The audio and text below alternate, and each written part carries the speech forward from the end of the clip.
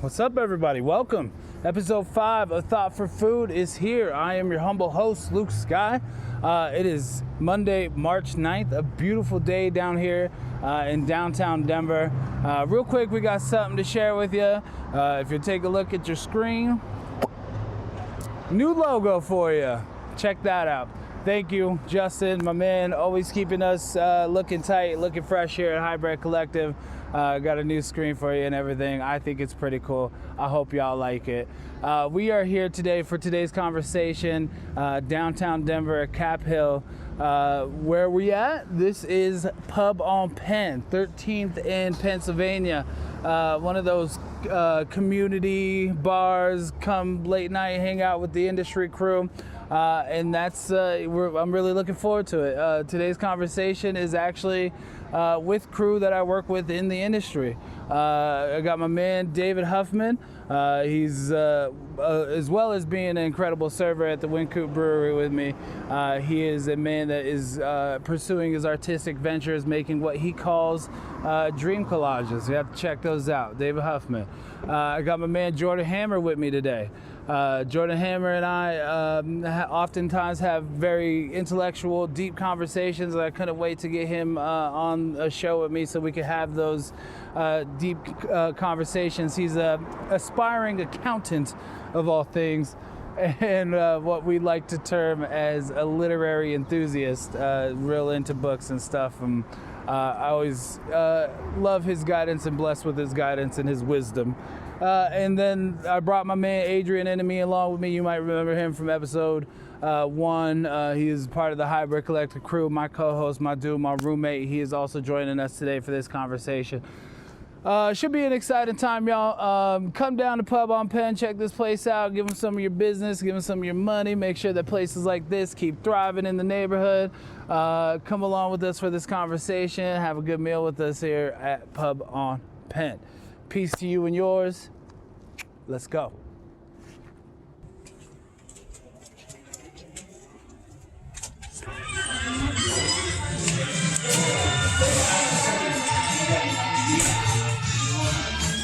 All right, everybody, here we are, episode 5 of Thawt for Food. I am your host, Luke Skyy. To my left, your right, most likely, is my man, Jordan Hammar. To my right, your left, in order of appearance, David Hoffman, and y'all know NME of that Hybrid Collective. So here we are, guys, episode 5 of Thawt for Food is underway. Here at Pub on Penn. How's everybody doing today? Wonderful, man. Thank you so much for having us. It's my pleasure. It is awesome. Absolutely my pleasure. I'm happy to keep connecting with everybody. That's how I do. That's how we do it, Hybrid Collective. How's your day, sir? It's going well. Yeah. Thanks for having me here. Yeah. Straight out of class, straight out of school. How was the learning? How was higher learning today? It was okay. It was a little frustrating, I thought. You're frustrated? Because my professor was not there for my first class. Oh, okay. The obligation for us to show up, but they don't have any. You know what? He's been struggling all semester. Like, what is he struggling? Teacheritis? He's like done with you motherfuckers? Yeah. No, he really cares. Like he's all about us succeeding. Oh, nice. Not himself, just doesn't want to show up. He's got a life too. Raging on the weekends. I don't know. I think he might be working with some things personally that he's not all the way talking to the class about. Yeah. I think he's a little older, so things might not be running as smoothly as they once were. Yeah. Earlier in his career. We're talking about body-wise. Yeah. Mind or body. Just noticing that clock a little bit more nowadays. It was like 1 week we were supposed to have an exam like on Monday, and I like came to class and I was like, hey, I noticed there were a lot of questions on like GDP, like this is a microeconomics class. Sure. And GDP, like calculation more, it refers to macroeconomics. Okay. And I was like, I was just real confused about all the questions on GDP, and he was like, oh no, I posted the wrong study guide. It's a good start to the week. Well, I mean, at least, hopefully there's a little bit of forgiveness in your grade, a little curve on that uptick, I guess. Yeah, the exam was not hard. Okay. for sure. Well, I'm happy that there are people like Jordan Hammar in this world that are crunching these numbers. He said GDP. I mean, I know what that means. Right, but everything else flew right over my head. Macroeconomics, microeconomics. I don't think the economics, isn't for the layman to understand. No. You know what I mean? It is definitely for those who put the time in to go to school to actually, That's why you pay people for shit like that. That's why we have superheroes in this world. That's He's one of them. Paid You know what I'm saying? big bucks. Absolutely, man. I don't understand anything. Well, but that's why you're going to school to figure it out. Hopefully, colleges aren't just turning out kids that are like, we taught them economics, go do it. Run our economy. Don't fuck it up more bad than it's already fucked up. But I'll take what I can get. I know I'm not going to be an economist anytime soon, so if I get stuck with you, I think I'm going to be fine with that. All right. The only kind of math I like is counting $100 bills, to be honest with you. Straight cash. So, at this point, keep that cheddar tight. My relationship with money is, it's funny because we obviously needed to survive in this society, the way things are structured now, but I always kind of wish it, didn't exist, or that we had a different system in place that was more fair for, everybody. Should go back to the barter system. That's exactly what I was just thinking about. Sure, That I got some almost- perfect. I got some money. Let's work this out. And that used But to I be feel the like feel. in the barter system, I would be struggling. That's what I'm saying. That's what I was about No, to you have all say. kinds of tools that you don't even know nothing about, my like, friend. at a high level. Because Physical. it's just imagine professional athletes, they would, professional barters, they would dominate the barter game. Yeah. They would come in, there would be schools that would specialize in that, and I'd be on the low end. No, man, because you're a mind thinker, so you can create solutions that other That'd be people on some Book can't. of Eli shit. Remember, he was like, "Yo, I got I got wet wipes. I got I got batteries." You know what I mean? Yeah, My man but was that's it was just for some water. Those You know are what I mean? dire, those are dire situations. You know what I'm saying? That's My the man thing. was trying to Had some fucking get high some combat water. capabilities. Yes, right. They didn't know that at the time. So there's a question that just popped up. What do you have to offer a post-apocalyptic economy? Okay, what can you offer? That's a great You know what question. I mean? LP what? just had a conversation about this. We're talking to Rick Rubin. There was a Run the Jewels interviewer. They were talking to Rick Rubin. And he was like, the conversation started with how he worries about his post-apocalyptic career. We might want to start thinking about it And now. that's a good point because, my family's in Baltimore, right? If I left with my car, I'd get about as far as the gas tank before somebody would jack Get you. my car. Yeah. I'd never get back to Baltimore to be with my family. So now I'm stuck with my family here. And I love it, but yes, I'm okay, at least I can do hard work. I can think. I'm a solution work person. I'm resourceful. What can I gather and how can I be part of the tribe, man? Yeah, for sure. And I 'cause think that that's- would be part of the family and You would have to think together about numbers. You would have to think about putting together.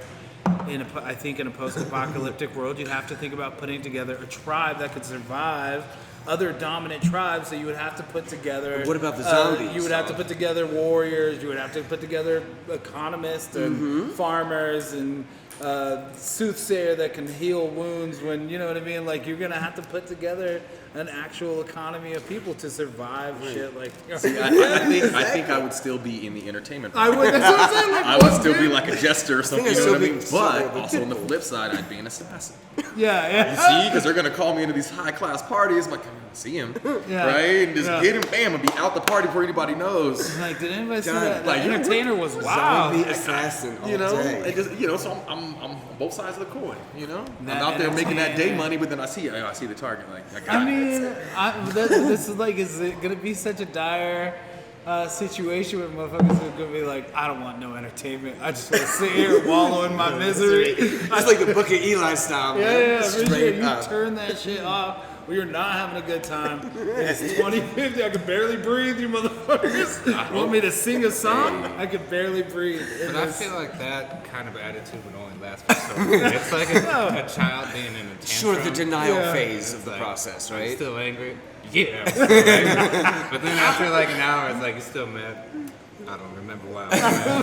Oh yeah, Armageddon. That's right. Huffing and puffing, and then realize you're hungry and thirsty, and you Yeah. shelter, and you're like, okay, maybe I we do that should as an work adult. together. I'm mad as shit at something somebody did at the coup, and then later on, you mad? Yeah. Well, shit, I don't know. Fuck that guy. I don't even remember what he did or whatever. That is It just, it subsides. But yeah, I think entertainment would be vital in those times because keep morale up in this world, right? It's already down and out. We've already lost everything. Like we're stuck and have to rebuild. Yeah. So Might let's as go well. ahead and get some dancing and Swing singing going low, on. sweet chariot, coming for the And isn't that really though the cyclical nature of things, right? Yeah. Empires and civilizations get dominated, knocked down, and start over again. Yeah. And that's been a process of all Ongoing evolution, life, since- humanity. I mean, since they could, since hunting and history, gathering well, I mean, to since like agrarian history society, was yeah. starting to be recorded, right? We don't know what happened before that, whether or not we lived in like harmonious synthesis with the world around us. Is some people would suggest that that's what it was like before we started recording history and started like conquering. You can't Other conquer nations. something unless there is a nation to be conquered, right? So until you start putting those constructs together of what a nation is, maybe there is harmonious living between people. You know what I mean? So Sure. And I think there was a process too, like when we were coming from hunter-gatherers into agrarian societies, that there's the idea that you should be able to have enough time to enjoy your family, the land, the culture. Yeah. You make enough growth of food or crops, and you get what you need to subsidize yourself and your family, but then there's actually time to enjoy. But now it's hustle bustle to Right. the nth nano moments. where the ones who get to enjoy are the ones who have kind of come into this world with the space to kind of enjoy already. Sure. Where the rest of us are To the grind the whole struggling. way. Yeah, absolutely. That's why we have friends like this and family like this to create this time and space, I think man. that's why community, in at least the smallest sense, is important to kind of keep our heads together. Like, we are in this together. No matter what it looks like and no matter what the people on the top want it to look like, or, we still have each other to kind of lean on. And so when the post-apocalypse does come, hopefully we do have enough guns to survive the zombie outbreak. I'm pretty good at You think we'd still go back to in some that? zombies, man. What, to zombies? To know the guns, like what? Okay, Nah. first and foremost, what would have caused the apocalypse? That's because my thinking is nukes, right? Right. More Why would weapons? we go back to weapons after weapons have destroyed everything? I mean, it Survive, seems bro. it seems like Exactly. it seems like the humanistic Fight way, or like flight moment in time and space. we went down by fire. Let's make fire again. because that's the cyclical nature of it, of the process. Fire's different because you need it to sustain, but like weapons, not necessarily. True. You know what I mean? yeah, That's not weapons fair is- though. But When I you're mean- an ancient culture surrounded by a cold night and you had wolves barreling in on you, Weapons were for weapons were protection. incredible. Fire is a weapon. Having an axe or a stick or anything to make sure that your little baby doesn't get taken Nuclear within and- 0 grows. Yeah. Nuclear and atomic energy could be used for more than just weapons as well. We could use it to fuel the world around us and to do positive things with. Okay, so You know that's what I mean? So there is definitely a bunch of things that could be done positively with weapons. I mean, it makes hunting easier in post-apocalypse if there's something to hunt other than people. But then you got people like then you got like war profiteers, Right, yeah, That's yeah. how Dad did it. That's how America does it. Yeah, so we're gonna It's really worked so far. I think that's part of the issue, right? Is the fact that there's such a large, complex, industrious complex centered around weapon making, weapon distribution, sales, murder, not just as like for an army or for a nation, but they're shipping the shit to the streets so that we could keep killing each other on this level. Is the movie Lord of War. Yeah. His warlord. He You can prefers bring it him on his in way. if you don't mind being on camera, Allie. Thank you so much. You got it? God, this looks Speaking of the incredible. I'm good on the shot, but just the people. Sure. The fish and and chips chips. goes to that young man right behind you. Thank you, dear. Allie. Everybody, please get on in this. Well, I got something coming too. All right, Hurst, making sure you're covered in this world. Yeah, we're working on it. We're working. But isn't that the concept? Whether it's a weapon, it's how humanity uses it. Yeah. Right. Right. For good or bad. So if we have this really cool, it's kind of a cheesy movie, but the movie Contact is one of my favorite movies because there's a moment at the end. It's like if we get past this technological adolescence if we're not a high schooler that crashes the car, we have a really interesting future as a humanity. Yeah. You get to 2050, 2070, 3000, and what could be in this universe. In this world, If you think about it, though, well, same thing. I'm Thank obviously, you you know, so it's much. Hollywood. Yeah. Thank you, Michelle. Appreciate it. And then you said you need a PBR? Yes, please. Perfect. I'll bring one right over. I have to say, Luke, You can leave those right here too. Okay, you got it. Those eventually, those might be going home with me. that smothered burrito from Pub on Penn, my friend, when I first moved here 6 years ago, Saved your life? saved my life. Okay. $3 on Sunday. I would sit here all day Dude. and watch football and have about 3 of them. All the way, Raven Nation style. So for $9, I filled my belly. Yeah, it's one dude. of my favorites. This thing $3 is- on Sunday. Yeah. It's insane, only dude. $7 today. Like it's only $7. not That's bad. incredible price for. I had their burger for, deal. The burger deal is always on fire, too. Yeah, the burger deal, the wing deal. I mean, come down to Pub on Penn and get yourself some deals. Absolutely. All right, so I guess we have a couple people not eating, but we're still going to do the dedication as if they are. Every time at this part of the episode, guys, is when we give a shout out. I guess I should have warned you. Normally, I warn my guests before we get to this part. I like it, That that's what's happening for sure. Gracias, mi amiga. So once this part arrives, we give a dedication, something that we like to shout out. I always start to kind of alleviate the pressure on everybody else. So I want to go ahead and dedicate this meal to people who are out there and are concerned, are worried about what's happening with the coronavirus. I understand your frustrations and your concerns, but I think it's also important to know that it's in our best interest, as long as we are healthy, to maintain that sense of health so that we could help those around us who aren't healthy, who might actually be dealing with stuff like that. So to those who are concerned, I understand your concern. We'll get through this together, just like we have all the things in the past. And to those affected by it, immediately rest in peace to y'all, and my heart goes out to y'all all day. Wash your nasty ass hands. Wash your hands, they said. Go back to the Or basics. like Trump said, it's just gonna heat up and the virus is just gonna go away. It's just a lot of water. That's what he said. He said since the warmer months are around the corner that we shouldn't have this issue dealing with.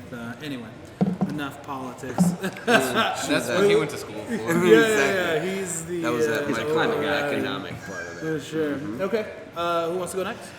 Well, I'd love to be grateful and thankful for, again, this young man's covered a lot of that energy that's going out in the world, but for me, he's bringing it in because where I work is an incredible place, and the people that I've met have changed my life and became definitely my family and my kin, and I don't think I would nearly be half as cool or half as incredible or have something, so dear and wonderful in my world Right. without you guys. So you guys make my world go round. Shout and I out appreciate that. shout out the industry.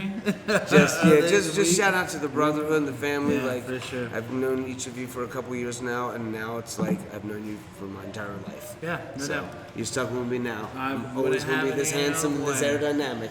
The rest is a crapshoot, my friend. For sure. That's my love, my heart. That's where I'm gonna stand for this moment. Excellent. Word up. Me. Wow. Okay. So I guess my dedication just goes out to this day, man. Just getting another day to do it, just to figure it all out, work out the kinks, you know what I Sunshine. mean? Just try to take it all in, another day to, I don't want to say make things right, but like continue on the path I'm trying to go down. You know what I Right. mean? Or just be in the people's lives that I want, to be a part of, and grateful that I have just another day just to do that.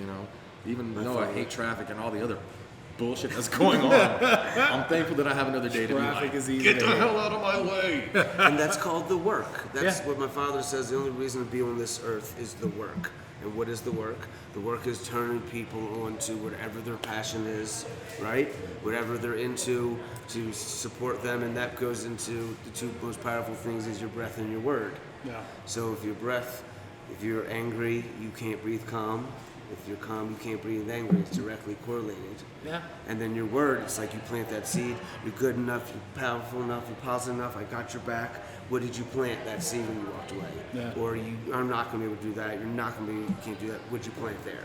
You So, reap what the you work, sow. baby, right? Yeah, absolutely. So you reap that's what it. you sow. That is That's good shit. Being here for this moment for the work. Right here. All right. And Jordan, Mr. Hammar. All right, my dedication goes to the parents. There it is. They made me here. They brought me this far. What do you mean, no? That's a good one. Yeah, that's Just kidding. I wouldn't.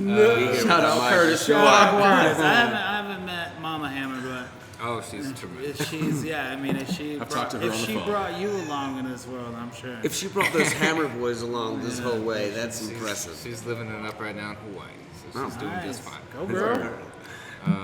Yeah, to the parents and just the people who help me do what I do Okay. and keep me down. Hold you down. Hold me down. Bring you up. Yep, help me. Give me a place that I can lift up from.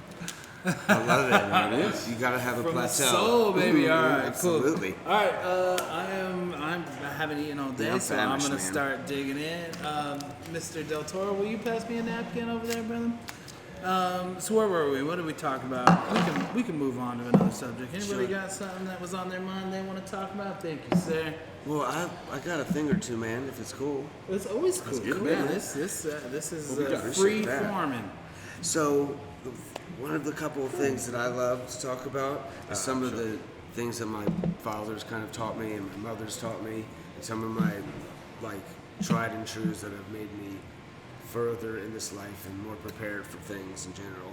And one of my favorite ones is my dad calls the pasture, and it's a mix between the past and future. Yep.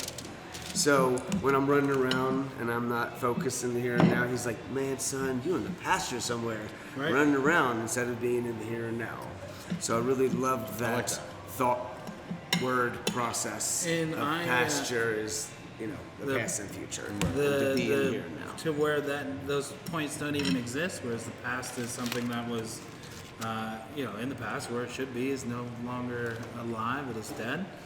And the future being so uncertain that doesn't exist either. We could placate all we want and try to imagine what the future is going to be like, but I don't think anybody has an actual foothold on what that's going to look like. So the only moment that you actually ever do have is the ever unfolding now. Sure. And, I've heard that being said before in the past. The ever unfolding now, like that, is literally how I try to live my life, moment by moment. And if it includes being pissed off at a fucking somebody who cuts you off, That's okay. That's part Embrace of that it. feeling That's at that part of moment, it, man. because that's what's happening. That's a human. And that's actually like, there really is no past or future. If you think about it, you have this issue, right? This bill that's in the future I gotta pay. Or this shit happened to me yesterday, that's in the past. If you actually are in this moment of the here and now, the Buddhist nature, the right here, you don't have any issues. Right. Think about it. We got friends, we got food, we're clothed, we're safe, we're warm.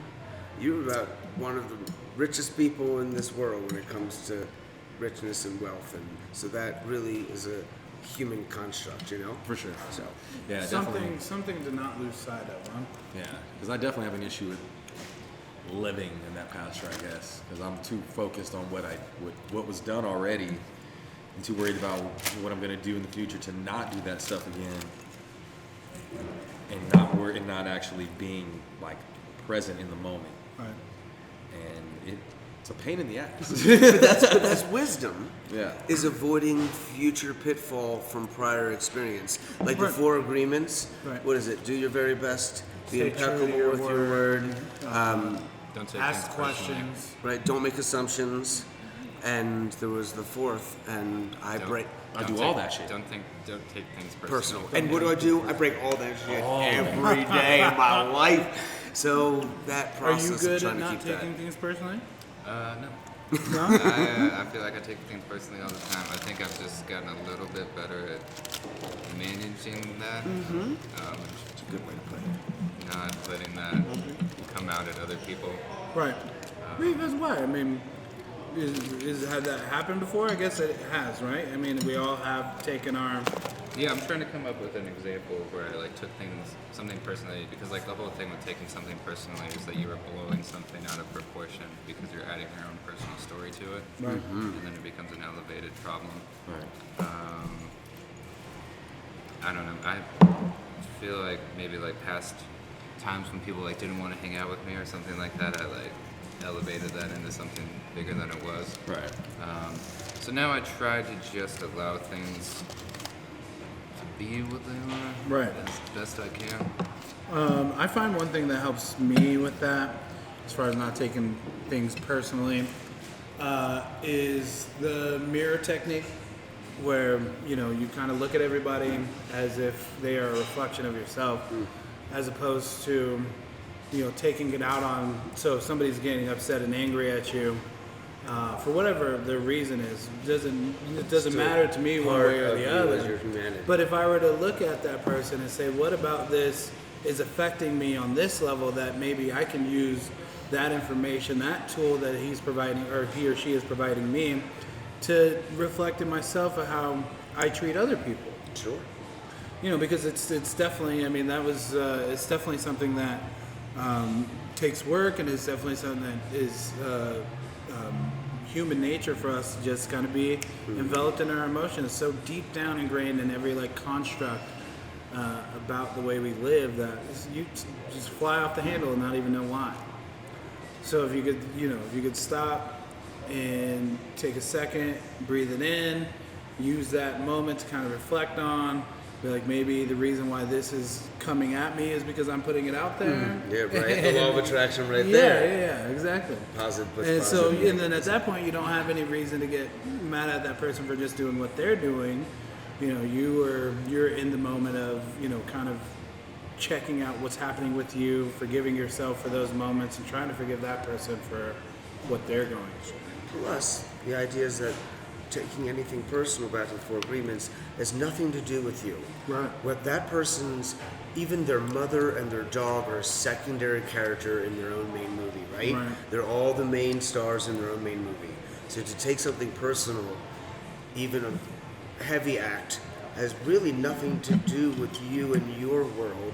It just you happen to have that bubble is crossing over in that world. So just kind of keeping that in mind frame, I think helps me go through my daily day, and keeping things cool and the up and up. So, but Agreed.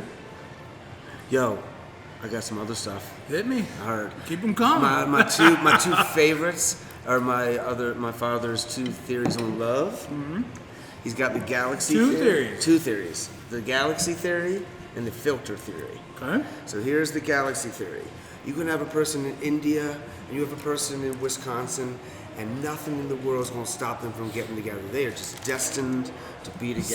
Soulmates. Galaxy mates. Now, you got somebody in India and Wisconsin, no matter how the tides turn or the cards land, it ain't never going to happen.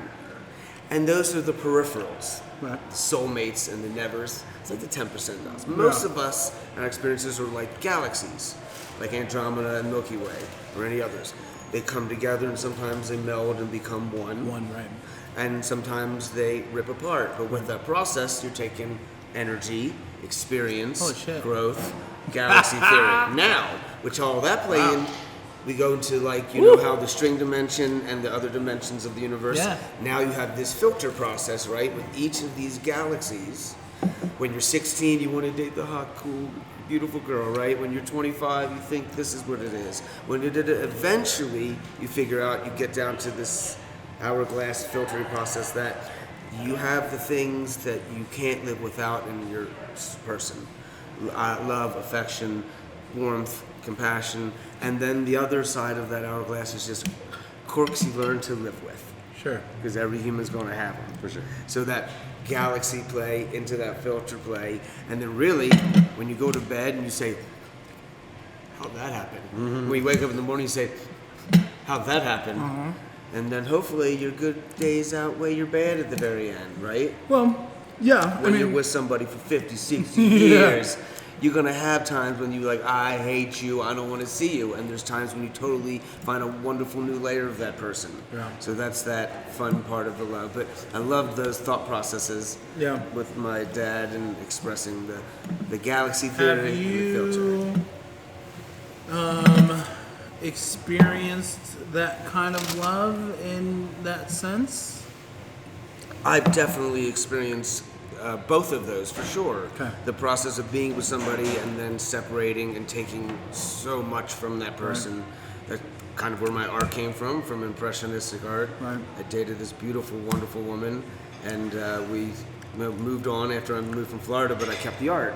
Right. Or that thing that she taught me. That you guys had went in on together kind of thing. Absolutely, we did art together, and Right. she moved my world forward with that. And then, of course, the filtering theory. I mean, I'm 41, going on 42 now. I definitely think differently about my connections and my person that's in my world, different than when I was 16, for sure. So that filtering process had surely happened. You learn what really matters and what doesn't. Right. What's superficial and what's... How does that apply to you? Just the trial and error, having a ridiculous dating resume just because you're young, I've worked in bars for 10 years, you know what I mean? Like it's easy to get swallowed into that in the moment, you know what I mean? Where you're both just vibing, it's just a good night, both feeling it, like it feels right in that moment, and those are the learning moments where you figure out like, oh, I don't like that. Well, I mean, She constantly smells like hand sanitizer. Oh wait, no, that's vodka. Shit. Okay. She doesn't drink what I drink. Let's That's ridiculous. go ahead and pump the brakes on that one. You know what I mean? Like you learn through these trial and error moments. Some are bigger than others. Some are more memorable. But there's always that moment. You're like, ooh, yeah, I remember this one time. That shit changed my world, man. Good. And you just wash your hands up and kind of back away. But you learn. In the end, you learn what actually matters to you. Loyalty and again, companionship, someone you can talk to without feeling judged or any kind of, I don't want to say repercussions, because I do want the honesty if I did fuck up, you know what I mean? But I'm not nervous or scared to approach this person like, man, today this lady really pissed me off, and she could be like, yo, you're kind of a dick. Did you hear yourself? And then I'm like, oh, shit, you're right. I didn't even hear that. Yeah, say it out loud sometimes. And I'm like, okay, all right, babe, you're right. That's what. But you learn through those moments. Some people that ride with you, like, hey, fuck her, let's go find her, smash her tires. Like, no. That comes in that. So that's important to remember. Because that comes with a certain amount of openness. Because a lot of us don't like anybody telling us anything about anything we do. Right. And then, so it takes a certain amount of openness. I think it's very important in relationships and respect. That in that moment, if somebody is going to have the audacity to call me out for my shit, they better be ready for those repercussions. You know what I mean? I'm not ready to handle you talking to me like this. I'm pissed off. Ready to absorb that and grow from that. Right, of course. That's the other option. But fuck that. No, I'm just kidding. I'm right. He's wrong. No, just kidding. And sometimes really people teach you lessons how not to be. No. You have some jerk off, you're like, okay, well, the lesson is right here. Don't be that way in this world, and that's okay. I can't count how many times I've said that at the coop. I'm not going to be that guy. That guy At sucks. that party, at that life, at that, like, that oh, work. God, I hope I don't get looked at like that. Like, whew, that dude's a dick. That's it. Like, I'm a dick, but I'm funny at least. You know what I mean? And you guys know that I'm joking and that it's not who, even in the moment of the joke, is what really But the heart is still like, right. Like, I'm still, I have definitely seen the claws come out on our end as employees. No, I've never had my claws out ever. What are we talking on about? people who are just out, like, just having a good time, and we're just like, I hate that guy. It might be jealousy. 100%. Because he's out I don't having think a it's good time, jealousy. and we're in the fucking thick of it, getting our asses kicked. That's for sure. Yeah. And there's times when I'm ravished and I smell those buffalo wings, and I'm like, The motherfuckers are just sitting out eating, and you're like, God damn. And then there's times We're too all when angry. I would love to be without my girlfriend. I remember those days when I could go out on a Saturday night and take my girl out and do a thing. Okay, so there's only one person I do It's feel so- bad for, like undeserved. They get hated on undeservingly by me specifically when they come in and they're like, "Oh yeah, this is what I'm supposed to be." I'm like, "Boo!" You suck. I fucking hate you. and legitimately interacted no yet, real but I reason hate you, why to hate that bird. They're just excited to be somewhere to have fun with their Are friends. you not entertained? Is this not what you That's come what here that's for? what I feel like every time I But when they walk into in there and do that shit, their arms are open and shit, I'm like, man, fuck you. maybe a little keep it to yourself. Just humble yourself a little bit. Hey, man, Just do me a walk favor, in fuck there off. with Like, the inside. Also, the authentic nature of it. If you come in like, man, I am stoked. This place is awesome. Like, I bring my friends. I'm jacked about this. This is so cool. I don't Versus know like, why. I've arrived. I don't know why it I feel pisses like me we off to associate no that end. person with the person who like causes the disruption, like breaks glasses, Yeah. gets really drunk. There's probably a runs strong over, causes correlation problems. sometimes on that. I think I've I seen it. don't know why it pisses me off, but it But gets that's, under my I mean, but that's Not a hand flailing. one of our Sorry if one that's of you. our incredible human tendencies, and not incredible in the sense that it's good, but our tendency to just kind of predetermine who people are before we even give them a chance. Sure. And Yeah. we know what it's Profiling and called, stuff, right? prejudice, and we know what it's been, and we Judging know a where book by its cover, we know for where sure. it's come from, and how many years it's been a problem in our society. And for some reason, we just can't shake it, seem huh? to shake it. And so my parents told me, because we're again from Raven Nation, they were like, whether they're 10 feet tall or purple, we don't care. If they treat you good in this world, then therefore you should. Absolutely. Did you grow up in Curtis Park? Were you predominantly black neighborhood Hillside? kind of thing? Yeah, I grew up. My mom lived in Park Hill, and then my dad lived like a block away from Manual High School. Yeah. So So Park Hill on the east side. it's like a little bit east of.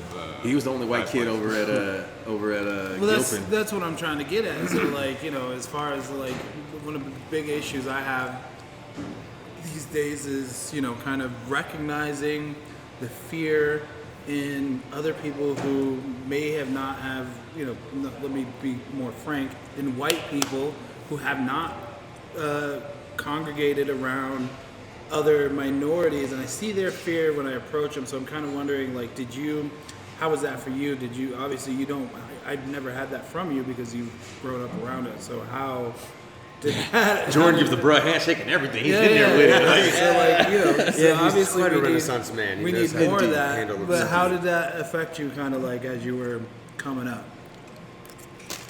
Did you like it? Are you cool? Obviously. I don't know. I think I thought I was like, yeah.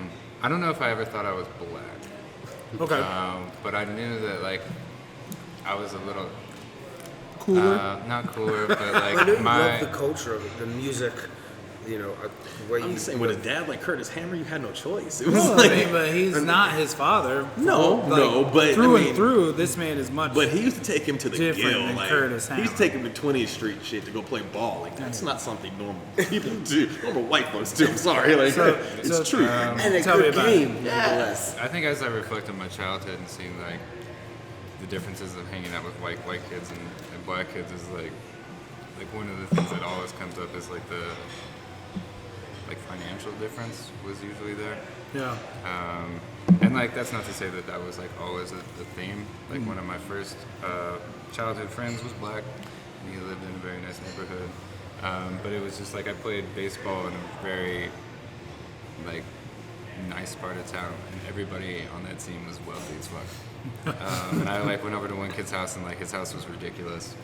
And then it's like I have like other friends who are black and like don't have like the same things, or I like play at like Glen Arm or Hiawatha Davis, and it's totally different the way people grow. Okay. So I think like that was. I don't think I was like conscious of that, but that was definitely something like that was like I couldn't not Shocking take to notice you. of. Yeah, for sure. And I think just like,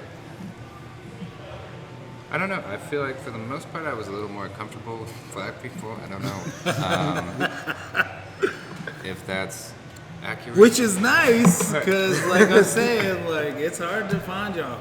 Like, I mean, one of my not really. It's not. Let me be clear. Denver is definitely not. But the more transplants that come here that haven't been engaged in minority cultures, the more like it is. It's been pretty evident to me that they haven't been active in kind of bringing in other ethnic groups to the fold. That it's been one style their whole life, Right. And that's how they got comfortable with that. As Pink Floyd says, all you touch and all you see is all you'll ever be. Oh, yeah, for sure. So that expansion and getting out there in the world, right? Right. If you stay in that small town, then that's what you know. Well, okay, let's take this example, the whole gentrification that's going on. I'm sure everywhere, but here in Denver specifically, we're talking about growing up in Park Hill, growing up Cap Hill, Park Hill, Glendale, like just a Denver kid through and through. Like, there was a fundamental difference between the neighborhoods, right? So back then, Park Hill and the East Side was predominantly black people, right? You go to Glendale, it was with the Jewish community, right? They had the large Jewish community. You go to like Midtown and up Colfax, it was a little Greek town. There were absolute divides. You go to the West Side where we live on Alameda and Feds, like you knew. That's the Barrio homes? The Barrio, you knew. Westwood is where you go. That's where it was. Like we knew where to go on Cinco de Mayo, you know what I mean? Like Cruising we knew Feds. Far East Center, just hang out there, just watch the lowriders. Like we knew what was up. Nowadays, those neighborhoods they're there, but they're the people that made them. Those neighborhoods aren't there anymore. Right, so except for Westwood, obviously. You can't enjoy going into. You don't have that. You don't have that. Like if you go to Park Hill now, Hmm. it's a predominantly Hispanic neighborhood. I've took my kids through there, just driving through, like, yo, this is my grandparents' house. This is where we played in the summer, just pointing things out to them, and they're like, oh, well, who lives there now? Like, it's I don't know, but you can see the neighborhood is fundamentally different. Yep. And then coming up in the 90s when there was the summer of violence and gang activity was kind of rampant, like it was a different world. So like this Denver now, there's Pilates places and yoga spots everywhere and fucking tanning's breweries, don't get me wrong, I work at a brewery, shout out Lincoln. But like there's so many breweries everywhere too, like it was just. It also, is it good to say that progress being what it is, when's the last summer of violence we had? Not counting mass shootings? I'm talking about like that was gang affiliated, and it still happens. I still hear motherfuckers airing out in the hood all the time. We have that game, gunshots or fireworks. Gunshots or fireworks. We try to figure out, but that was not and repetitive enough to be is it maybe that it's just not being reported as much? No, because I feel like because everybody has a camera on their phone, so there's no way it's not being reported. It's just I'm recorded. Yeah, no doubt. I think that is another thing too. Is like everybody realizes that somebody has a camera or a video or their CCTV. Like there's everything you do right now is recorded. Right. Everything, no matter what you do. Aside from the bathroom, aside from those weird places that have cameras in the bathrooms. But you know what I mean? I'm looking around for a camera right now, except for the ones we got. Hey, cameras. What I'm saying though is like everything is recorded nowadays. So I think people are more cautious, and if they're not, they just don't give a fuck. They're gonna do what they're gonna do anyway, because you can be watched anyway. They've passed that point of giving a fuck. Like, whatever, bro. Let's go. And you see that, especially Colfax in Pennsylvania, that 7-Eleven up the street. So many bodies in front of that fucking place. I have to say though, that kind of makes me feel at home because I'm from Baltimore. And you're like, I just walk down Colfax and like I feel at home. When I'm bored, I'm like, okay, I'm gonna take a walk down my home away from home street. Right. And I lived right there on 14th and Penn, the studios for years, and it was always right on the mouth of the Dragon, man. And And you're still down here, right? You both are still down here. Yeah, I'm more east side now. How is it these days? I feel like it's pretty tame for the most part. Pretty tame? They've done their best to try to keep it up, but Colfax is gonna be Colfax. No matter If what you you go do. into the like longest, East wickedest street in Colfax, America, like, right? Aurora, You have it's like not a good time. What was that? If you're on like East Colfax and Aurora, it's just, I feel like that's the shittier part of Colfax, if you ask me. Like this, Cap Hill and all that is fun. To me, fucking great. But that East Colfax over there by the Martin Luther King Library, it wasn't like, I'm nervous about my safety, but it was like, man, this place is like, just stay home. Yeah. It's like, we got motels next to like abandoned strip clubs. Saturdays, shout out Saturdays. Yeah. The Mont Chalet, you can get rooms by the hour. Like, I was there. That's fucked up. When you get the rooms by the hour, like I don't even want to touch the door handle, bro. Just looking for a chateau. Don't need it for an hour, just for a minute or two, man. That's funny. But this is what actually your father, Curtis Hammar, man, used to tell me back in the day, right there on that convenience store on 13th and Pearl. He's like, that wasn't existed. It was a liquor store and a McDonald's. He'd be like, I go in there and get a cheeseburger and watch it all go down. That McDonald's used to be 2 stories. It used to be 2 stories, real? so you can go on the top floor and just watch the shit ride. Hawkeye view. And you would just watch Colfax move. And and you could only had a limited time there before the security came up. Was like, hey, bro, you've been here too long. You gotta go. I'm like, Yeah. Like things were more stringent. I feel back then. Nowadays, they lock the doors and whatnot. Yeah, that's what I'm saying. Like, I feel like that's progress, right? I mean, I'm not advocating that we kick people out of their area, but like to feel safe walking down your city streets is something everybody should be afforded in this country. Now, I have to say though, in Baltimore, you can't walk around like this. I see I so many people in understand that's- breweries I come out understand that's like the this, and somebody reality. calls them a Lyft or an Uber. I'm like, you never make it there in Chicago, New York. I know, that's how I know this place has gotten nicer, because Curtis and I have talked about that, how when people we see just like staring out at Union Station, and me and him are like, yo, that's a Target, like, but that was the way it was back then. That's what I'm saying. You know what I mean? That's what I'm saying. I It is get the progress. reality It's of the progress. situation. Which is I get the reality of the cool. I think that situation. you can be enjoying the city and then be able to look up and not feel like it's You're an gonna issue. get jabbed or man. shanked in your Yeah. shivved in your rib just because you want to look at some old piece of architecture. Exactly, which is You a become nice a target. thing. Well, I tell you what, as a lift your- 6 foot you black lift man, your- I you hate lift your that. hands, yeah. You got vulnerabilities, all kinds of areas. You lift your hands to take pictures and shanks you right in your ass. It's like every time that happens, no, I'd rather not that. And so, actually, my uncle came out here in the 70s. He was a cardiologist, and he asked to be driven through the ghetto because that's where he worked as a hospital, ER guy. So he went to Denver General. He wanted just to know what it was, and they drove through, and they're like, so sorry. You're good. He's like, where is it? And they're like, we just passed that. And What? he's like, what? In Like, Denver? Oh, yeah, in the he's 70s, He's sure. used to Baltimore heads. So he was in Cheeseman Park, and it was dusk, and he's walking, and some guy comes walking towards him, and he gets all buck about it, and he's like, hi, my name's John.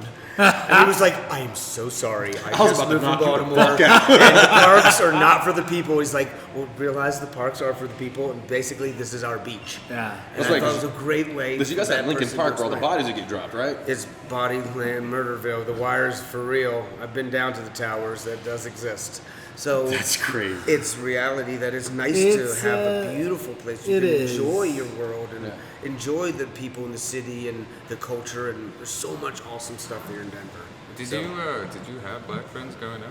I had so basically I lived on the edge of the city, and there was a very Hasidic, very religious Jewish population that was right on the edge of a very poor African American population. And actually, they would do things for each other, from watching the kids to certain religious things, and people can't do certain things, so they'll help your neighbors out. So yeah, I grew up basically in the city, running around the city. I mean, in some cases, like in the homes of like. Sure, of other- course. Whether you're Hispanic or African American or Jewish, or I just ran around with whoever was fun, man. Essentially, whoever would take me in and be my friend. I was a little That's- feral dog running around. How So I see myself as lucky is because I was born, white mother, black father, and grew up in a Hispanic neighborhood. So like I all didn't good have. all the I mean, well, cultures. that's like I said. Yeah, I have all the. I can't relate to one side and claim to be white because I'm also half black. I can't claim to be black because I'm also half white. So I stick up for both sides. And then all my Hispanic motherfuckers in the hood, and all my, I grew up around them. So I gained a lot of their tendencies, Sure, and kind of their coolness. and just in the environment, right? So I feel myself as really privileged and lucky in that sense to have such a multicultural kind of environmental upbringing is quite nice, and it is something I hope for everyone that we could get past our our individual essences in hopes of a more broad strong, perspective, of broad the world, community, right? And that was the thing for me. I have people that never left that community. Right. They got married, they had kids, got married, had kids. I was like, nope. Right. So, I mean, from Charleston to Charlotte to Humboldt County to South Florida to out here, it's to me, that's what has made me that much more diverse. in the Right. world, right? If I would have stayed in Baltimore the whole time, then that's would have been my reality. But getting out here and then It's important to travel. no coincidence, only destiny, right? I wouldn't have been with you people without Ooh, that. is that another dadism? That's a dadism for sure, dog. coincidence, only destiny. I The like universe hasn't brought you this far to leave you hanging, man. I always think that too. 4.5 billion years. this solar system has been here, and then we just You're accidentally, accidentally were able to sit here and have this conversation at Pub on Penn. And by I the don't know. way, dog, I don't know if that's just a coincidence. no, it's destiny. But by the way, you just being here, you won the grand life. There was a million jillion variables that could have happened with your mom Infinite. and dad, and you won the race. Oh, yeah. And now you're here, and then you didn't get killed for the last 30 freaking years, Fuck all 40 those years, other whatever it was. Fuck all the other sperm I had to beat to get here. Y'all motherfuckers. Hey, no matter what, you've been obviously first at something in your life. No doubt. weren't. Been first. First to life and first to the grave, the way you first to I'm something. out here first, number one. That's excellent. That is awesome. That's excellent. So, are you? You're not an only child. None of us, except for I'm an only child. Adrian, is an only child. Yeah, for sure. I got beat up in total, man. I got an older brother and younger brother. Always getting beat This up is in why I have total. the imagination that I do, because I was by myself and I had no fucking choice but to come up with these elaborate fucking things going on with toys and. Plus, I know you were into comics. Yeah, and that was another thing why I got so attached to comics, because for one, I felt like an outsider. It was just me, right? They called me Juan Valdez growing up in Park Hill, right? Yeah. You got pretty boy. I'm like, oh man, fuck you. You know what I mean? Like, I remember taking L's because they thought I was the kid, and then I came home crying because I got beat up. My mom was like, no, this is not fucking happening again. I will beat your ass if you come home. If you come home.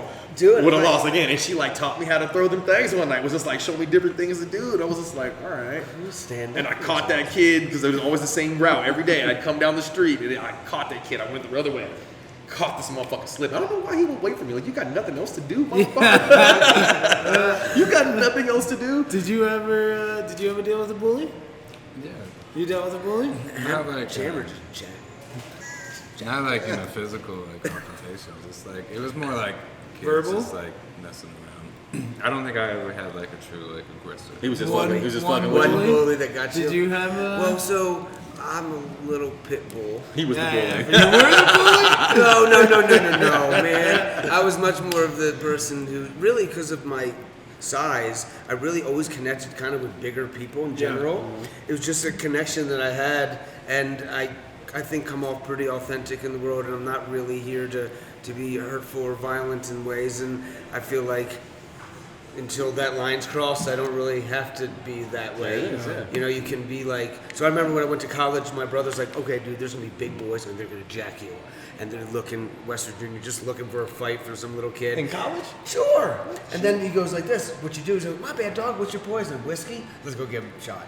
And he goes, that's the thing is, can't really be mad at a person who's going to buy you a whiskey shot. Sure. See what I'm saying? See, you're better than me, yeah. 'Cause You I make was like, that- oh, you're mad I fucked your girl? My bad. Well, no, I mean, there's the other side of the coin. If you know, Firing off. you see, Firing off. as Curtis Hammer says, I'm too fast for her hair, but not too fast for her temper. So Yeah. you can take the Baltimore out the boy, but Yeah. he still is in the Why? blood. I, Fucking love that guy. He's incredible. Got a lot of great sayings. Did you ever bully anybody? Besides Duncan. That's And then honest. Madden bullies all of them now. I mean, but I feel like more in high school, like I got bullied, but it was more like got fucked with, and then they like lost interest quickly. Sure. If you don't Because kill they him, realized they someone weren't play breaking with. through, you were just like, yeah. Yeah. And they were like, all right, I'm- fuck this kid. There was one time like reacting. this kid and I were like going back and forth in our typing class, and I like hit his keyboard to like mess him up, and then he hit me in the face. Like And he- punched you? No, like with Like a his hand? Like he slapped you? kind of. He Backhand? went like this, kind of like with the side. Yeah, just the backhand. Okay. And he hit me right in the face. And this girl next to him was like, "Why did you do that?" Why would you hit this sweet boy? And he was like, "I meant to hit him in the shoulder." And she was like, "He looks like he's gonna cry." And I I totally did look like I was gonna cry, but I didn't. Yeah, you held it I in maybe cried. a little. for the sake of I think I the did rest cry. of your career. Oh, and that made him so much stronger that But day. but that girl just like Saved you. got at him for that. And then later, in the same typing class, that same kid called another girl a bitch, and that girl didn't take kindly to that. No. And so they got sent out of the room, like a short time, because that girl was like blowing up about how she was gonna call his brother or her brother, and he was gonna come through, and mess that kid up. And that happened. It actually happened in the typing class. In typing class? Like, Wait, the brother kid came who in? called, He wasn't doing shit. He's got nothing better to do than the stand kid up who and called the mess girl up. bitch comes sprinting into the class, followed by the brother, who smashes that kid in the face and then like starts stomping on him in the That class. reminds me of my upbringing. That was perfect. That I was was your like, upbringing? oh my Yeah. god, that was crazy. Yeah. And then another kid like grabbed that kid and like moved him out of the class. Yeah, for sure. But then that kid was damage just like, done. why didn't y'all help me? You call that girl up? Maybe you got what you deserve, my dude. First lesson about how to be a gentleman in the world. Oh, Don't yeah, say those things yeah, for and sure. direct repercussions. Well, these days, I think a girl just jack you in your face herself as opposed to calling her brother. Girls these days are built differently, for sure. All different. Strong, independent. Strong and independent, and that's how they should be. She should be able to jack dude in his face and not have to worry about calling her brother. You know what I mean? And him just taking it. Too. Okay, so no, I would never. I mean, Lesson I learned. have far too Now much you I've, grow respect. from that. I mean, I've faced that. I've been punched by women. Me too. Yeah. Me too. Yeah, and you you got can't the do whole shit thing. about it, but sit there You and got a just own snap, it. you got punches. I Really? ran, I've been bro. slapped. If you had a little brother, No? I'd kick him in the face right now. It's like, I can't hit you. You know what I mean? But as a man with a daughter, like, I always tell her to stand up for herself. Matter of fact, there's a little boy picking on her right now, and I told her I'll fuck this kid up on sight. but I had to. The dad Right, had to right. chill out. Like, okay, now this is what you do, baby. Like, you. I told her, yeah, don't touch my body. Like, real loud, real loud. Cause what I think is he likes her, and he fucking Sure, shows of at her. course. That's and, how they like, do it in fucks third with her, grade you know. and And I'm shit. like, so one day just make him feel real uncomfortable. Like, this fucking real loud. Don't touch my body. And like, and she was like, okay. And they were practicing it the other day in the house. I was like, okay, shh, people are gonna hear this. This is gonna sound real bad. Like, you got it. You got it. You got it. Stranger, I love from watching you dance. Well, no, that's a good dad moment for sure. is. Because I mean, you're probably right. Like that's what I did. That's what I did when I was. Yeah, I think we all did because we didn't know what the fuck to do. Like, I like you. Like, what are you doing? Yeah, What are you doing? for sure. Ooh, okay, all right. That was that. I learned. That's funny. But But that yeah. comes from your mom and a strong, independent woman, and that She didn't play no shit. No, that went through that whole process. She'll fight you, your kids, the whole family. She didn't get But she also fuck. stand up and move mountains for you. Absolutely. So that's She was part the of most that. loyal. It is, no, it's good. I think we're getting ready to wrap up here anyway. So I think we got to get these people to work. Oh, yeah, yeah. man. Thought for Food, episode 5 is in the You book. know what it is. Anything you want to last shout out? I want to I start do. doing this as a last shout out. We'll go around the table. Tell Jam them jam anything first, you got for sure. going on that you want to say. Direct them to you. Oh, wow. Even active social media. Where you at? Man, I've just been reading books. Reading going to books. school, What should they be reading? Tell them what they should be reading They right now. should be reading. Well, you should be reading whatever you want to be reading. There you go. Just the point is just to fucking read. I don't know. I feel like people.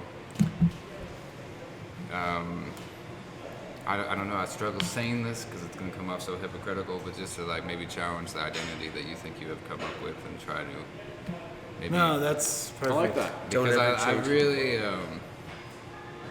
I'm like, I just feel like I have no idea who I am as a person, and I've become more comfortable with that.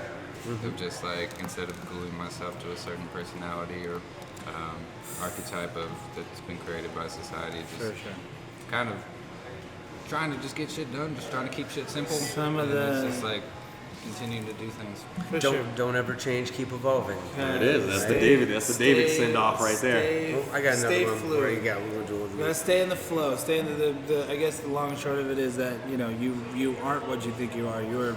You are the silent observer of everything that you think you are. You are somewhere. Creator of your own destiny. You are the creator. The what is it? I am the master of my fate, the captain of my soul.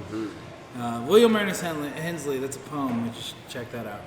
It's called Invictus. It's about shit like that. No, it's we know where to find Adrian. Oh, her. Well, You know where he's to part of you. He's part know of where to Hybrid. find We're the trying. kid. We're trying to shine light on our guests I here. Yes, appreciate absolutely. that. So Yes, my hit us up road with again. one more little tidbit of wisdom before Ready, we get guys? out of here. I'm ready, baby. Roll yourself a big spliff and don't pass it to nobody. Nobody. I'm gonna leave it right That's there. what I'm talking about. I always love that saying. That's always the shit. Thank Every you, time I leave Jordan. work, that's My God. One love. Like one that love, Ninja one Turtle love. high five. Oh, wait, ready? Ready? 1, 2, 3. Oh! That was a That's breakfast because I club went in moment, with dog. the left hand. That's hilarious. All right, y'all. Episode 5, we done. Thought for food. We'll see Love, y'all love, love. in the future.